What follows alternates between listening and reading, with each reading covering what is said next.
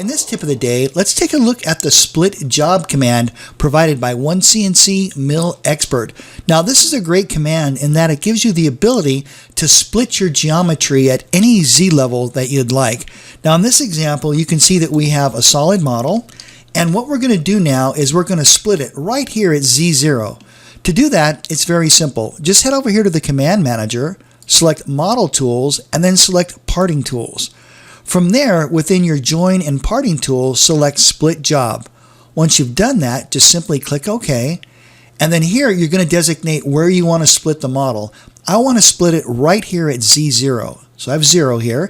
Now this gives you the added benefit of typing in the distance between both of the split parts. So I'm going to say put a split distance or a separation space of 1 inch.